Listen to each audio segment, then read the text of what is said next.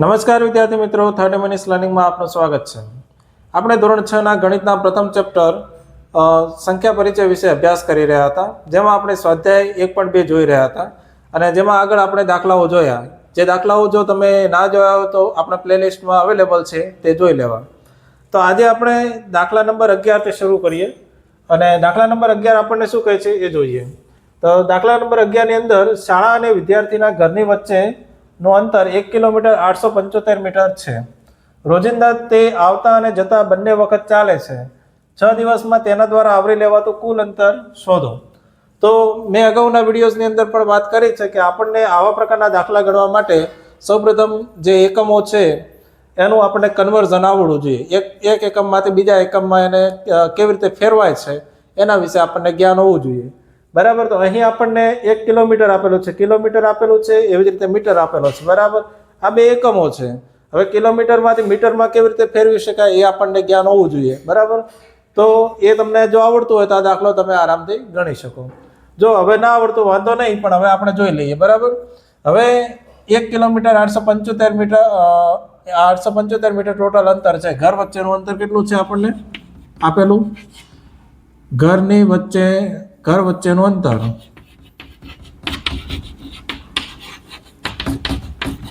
શાળા અને ઘરની વચ્ચેનું, શાળા અને ઘર વચ્ચેનું અંતર કેટલું આપેલું છે? 1 કિલોમીટર અને 875 મીટર આપેલું છે. બરાબર. હવે આને શું કરવાનું છે? મીટરમાં ફેરવવાનું છે. મેં કીધું એ રીતે આગળ વાત કરી એવી રીતે કે મોટા એકમથી નાના એકમમાં જઈએ છીએ આપણે તો શું કરવું પડે? ગુણાકાર કરવો પડે. તો અહીંયા 1 મીટર 1 ગુણ્યા 1 કિલોમીટરમાં કેટલા મીટર હોય છે? તો બધાને ખબર છે કે 1 કિલોમીટરની અંદર 1000 મીટર હોય છે. તો અહીંયા લખી દઈશું કિલોમીટરની જગ્યાએ આપણે 1000. બરાબર. 1000 પ્લસ 875 મીટર અહીંયા લખી દઈએ. અહીંયા પાછું કારણ આપણે દર્શાવી દેવાનું કે ભાઈ કારણ શા માટે અહીંયા આપણે 1000 લખ્યા, તો એનું કારણ બતાવી દેવાનું કે આપણને ખબર જે એકમ કન્વર્ઝનનું આપણે ખબર છે કે ભાઈ 1 કિલોમીટરમાં કેટલા હોય છે? 1000 મીટર. એ આપણે અહીંયા કારણ દર્શાવી દેવાનું, એટલે જે ચેક કરે એને ખબર પડે ભાઈ આપણે કિલોમીટરની જગ્યાએ મીટરમાં કન્વર્ઝન કરીને 1000 લખેલા છે. બરાબર. તો હવે કેટલા થઈ ગયા? આ 1000 પ્લસ 875 એટલે જવાબ કેટલો મળે આપણને? આનો કહેવાય મીટરની અંદર કેટલું મળે આપણને? તો 1875 મીટર મળે. બરાબર. આ તો થયું શું? આ પાછળ મીટર લખવાનું નહીં ભૂલવાનું, મીટર તો લખવાનું જ. નકર શું થાય? જે ચેક કરતો હોય એને એમ થાય કે આ મીટરમાં છે કિલોમીટરમાં છે, એવું થઈ જાય. બરાબર. તો આપણે મીટર લખવાનું, જે પણ એકમ હોય એને વ્યવસ્થિત આપણે લખવાનું. બરાબર. હવે આ 1875 મીટર છે એ શું હોય પહેલાં તો એ જોવાનું. તો આ શું છે? શાળા અને ઘર વચ્ચેનું અંતર. મતલબ એક વખત આપણે શાળાથી, આ શાળા છે ધારો કે, બરાબર, અહીંયા શાળા છે અને અહીંયા ઘર છે. બરાબર. તો આ બંને વચ્ચેનું અંતર કેટલું થયું? આ બંને વચ્ચેનું અંતર થઈ ગયું આપણને 1875 મીટર. બરાબર. હવે આપણે એક વખત જઈએ ત્યારે આ એક વખત આમ જઈએ એટલે કેટલું થઈ ગયું? 1875. અને પાછા આમ આવીએ એટલે કેટલું થઈ જાય? 1875 બીજા થાય. બરાબર. એટલે ટોટલ કેટલું અંતર થયું? જે આપણે શાળાથી ઘરે જઈ અને ઘરેથી પાછા શાળા આવીએ એટલે કેટલું અંતર થાય? તો આ બંનેનો સરવાળો કરવો પડે. તો 1875 પ્લસ 1875 તો કેટલા થાય? 5 ને 5 10 0 અને વધી 1, 7 ને 7 14 ને 1 15, 15 ના 5 અહીંયા વધી 1, 8 ને 8 16 ને 1 17, 1 ને 1 2 એટલે ટોટલ થઈ ગયું 2750 મીટર થાય. બરાબર. તો આપણે ઘરથી શાળા જઈએ અને શાળાથી પાછા ઘરે આવીએ એટલે ટોટલ અંતર કેટલું થાય? 2750. એ અહીંયા આપણે લખી દઈએ. બરાબર.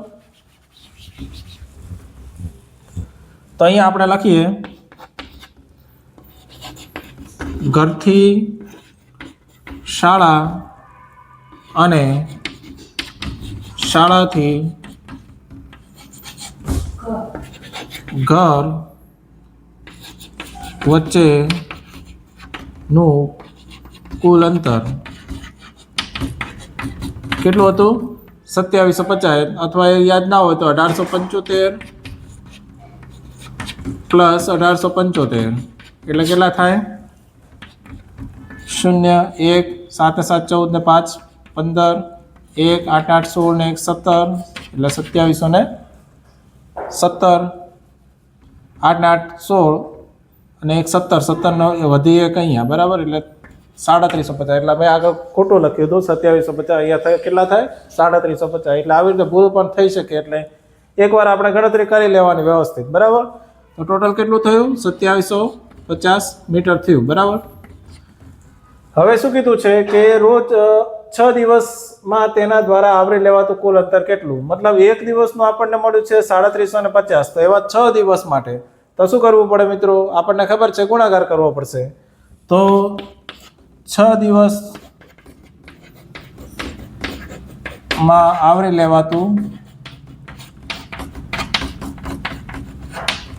અંતર કેટલું થશે તો આપણે ગુણાકાર કરવો પડશે 3750 ગુણ્યા 6 કેમ અહીંયા ગુણાકાર કરવો પડે સરવાળો પણ કરી શકાય એક દિવસનો તમે સરવાળો કરવા જશો તો એ સમય લાગશે પરંતુ તમે ડાયરેક્ટ જો ગુણાકાર કરશો તો સીધો તમને જે જવાબ સરવાળામાં આવે છે એ જ જવાબ તમને ગુણાકારમાં મળી જાય એ જ તો આપણે ગુણાકારનો ગુણધર્મ છે મતલબ ગુણાકારની પ્રોપર્ટી છે બરાબર તો 6 ને 0 વડે ગુણીએ તો શું મળે આપણને શૂન્ય મળે 6 ગુણ્યા 0 કરીએ એટલે શૂન્ય મળશે આપણને 6 પંચા 30 30 ને શૂન્ય અહીંયા વધી 3 અહીંયા 6 સીતે 42 6 સીતે 42 42 ને 3 કેટલા થાય 45 45 ના 5 અહીંયા વધે 4 અહીંયા 6 તરી 18 18 ને 4 કેટલા થાય 22 એટલે ટોટલ કેટલું થયું 22500 મીટર થાય તો કુલ 22500 મીટર અંતર થાય તો 6 દિવસમાં તેના દ્વારા આવરી લેવાતું કુલ અંતર શોધો તો એ કેટલું થઈ ગયું કુલ અંતર થાય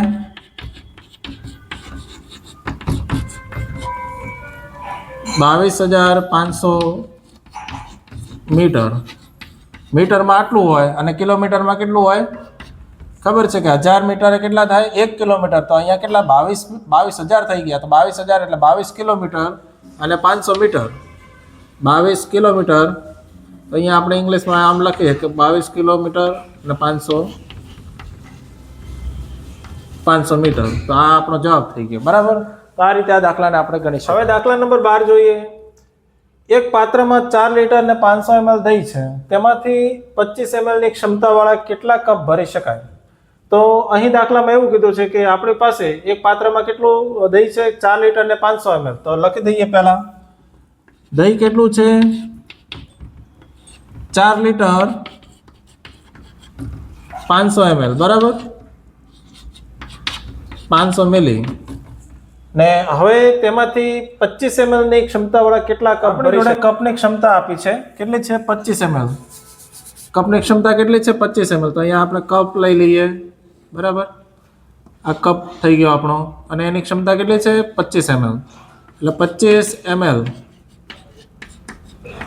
25 મિલી ક્ષમતાનો આ કપ છે અને આપણી જોડે એક પાત્ર આપેલું છે આવું પાત્ર છે આપણી જોડે તપેલી જ ગણી લઈએ બરાબર એક તપેલીની અંદર કેટલું છે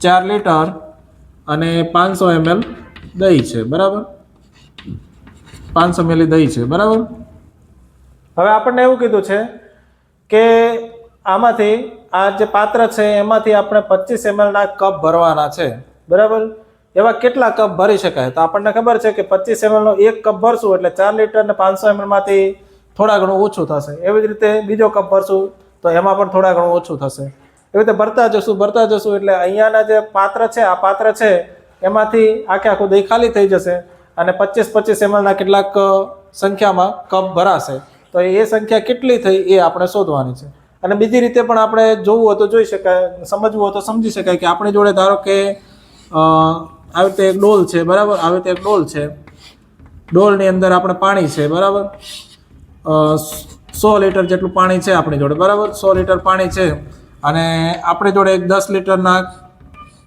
લીટરની કોઈ બીજું પાત્ર છે બરાબર 10 લીટરનું પાત્ર તો આવા 10 લીટરના કેટલા પાત્ર ભરી શકાય તો આપણને ખબર છે કે 10 લીટરના આપણે કેટલા પાત્ર ભરી શકીશું તો 10 ગુણ્યા 10 કરો એટલે કેટલા થાય આપણે 100 મળે 100 લીટર મળે તો ટોટલ કેટલા પાત્ર ભરી શકાય 10 પાત્ર ભરી શકાય તો આવી રીતે પણ આપણે આ દાખલાને સમજવો હોય તો સમજી શકાય.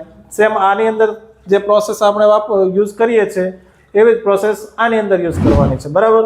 તો સૌ પ્રથમ આપણે દાખલો ગણતી પહેલાં આવી રીતે આપણે સમજવું જરૂરી છે. અને આ રીતે સમજવા માટે પણ આપણને પહેલાં જે કહેવાય ને આ એકમોનો ખ્યાલ હોવો જોઈએ. બરાબર. તો હવે 1 લીટરની અંદર કેટલા ml હોય છે? તો આપણને ખબર છે કે 1 લીટરની અંદર કેટલા ml હોય છે? 1000 ml. બરાબર. તો એ 4 ગુણ્યા લીટરની જગ્યાએ આપણે શું કરી દઈશું? 1000 લખી દઈશું. એ શું થઈ ગયું? ml માં કન્વર્ઝન થઈ ગયું. પ્લસ આ 500 ml.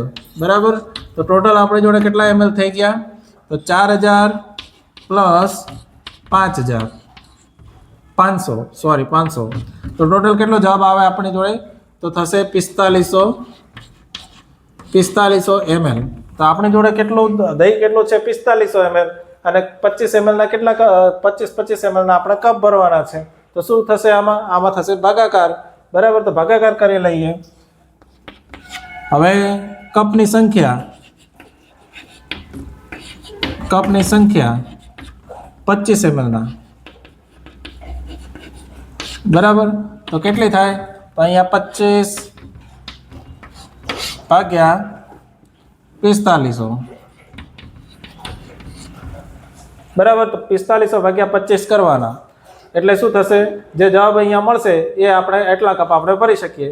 અને આને હજી પણ કહેવાય ને કે સિમ્પ્લિફાય કરવું કઈ રીતે કરી શકાય? આગળના દાખલામાં આપણે જોયું હતું કે આને આવી રીતે કરવાનું 4500 ભાગ્યા 25.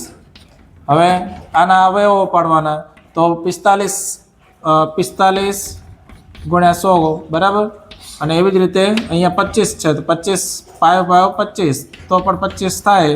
બરાબર. તો આના અવયવ થઈ ગયા. એવી જ રીતે આ 45 ના અવયવ કેવા થાય? તો 9 ગુણ્યા 5 કરો તો કેટલા થાય? 45 થાય. તો 9 પંચા 45 ગુણ્યા 100 ના પાછા અવયવ પાડવા જ પડી શકે. તો 20 પંચા 20 ના ઘડિયામાં આવે જ છે. 20 પંચા 100. બરાબર. તો આ રીતે આના અવયવ પડે.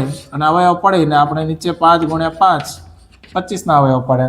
હવે આ 5 જે જગ્યા સેમ છે ઉપર નીચે તો એ ઉડાડી દેવાના. 5 તો હવે વધ્યા કેટલા? વધ્યા 20 ગુણ્યા 9 તો 9 દુ 18 એટલે કેટલા થાય? 180. તો અહીંયા આપણે સીધો ભાગાકાર કરવાની પણ જરૂર પડી નહીં અને સીધો આપણને જવાબ મળી ગયો. કેટલો મળે? 180 કપ. તો આ 180 કપ શું સૂચવે છે? આ 180 કપ એવું સૂચવે છે કે આપણે 25 ml ના 4 લીટર અને 500 ml દહીંમાંથી 25 ml ના કેટલા કપ ભરી શકીએ? આપણે 180 કપ ભરી શકીએ. અને આ રીતે ભાગાકાર કરવો હોય તો પણ તમે કરી શકો છો. ભાગાકારમાં થોડું લાંબુ થઈ જશે. બરાબર. પણ આપણે આવી રીતે તમને જો ફાવતું હોય તો આ રીતે પણ કરી શકો. અને આ રીતે ભાગાકાર કરવો હોય તો પણ તમે ડાયરેક્ટ કરી શકો. બરાબર. આ એક રીતે ભાગાકાર જ કહેવાય. બરાબર. અને આ કરવા માટે તમારે ગુણાકાર કરતા રહેવું પડશે. એટલે સમય થોડો કન્ઝ્યુમ કરશે. એ બીજું કશું નહીં થાય. જવાબ બંનેનો સેમ જ આવશે. બરાબર. આ દાખલા સાથે આપણે ચેપ્ટર નંબર 1 સંખ્યા પરિચયને સમાપ્ત કરીએ છીએ. હું આશા રાખું ત્યાં સુધી તમને આપણે જેટલા પણ આ ચેપ્ટરની અંદર જેટલા પણ કોન્સેપ્ટ સમજ્યા એ બધામાં તમને સારી રીતે ખ્યાલ આવી ગયો હશે. અને જો તમને ખ્યાલ ના આવ્યો હોય તો અને કોઈ પણ જગ્યાએ તમને ડાઉટ રહી ગયો હોય તો તમે કમેન્ટ બોક્સની અંદર જણાવી શકો છો. તેમજ તમને મારો વિડીયો ગમ્યો હોય તો લાઈક કરજો, તમારા મિત્રો જોડે શેર કરજો અને આપણી ચેનલ 30 મિનિટ્સ લર્નિંગને સબસ્ક્રાઈબ કરજો. ધન્યવાદ.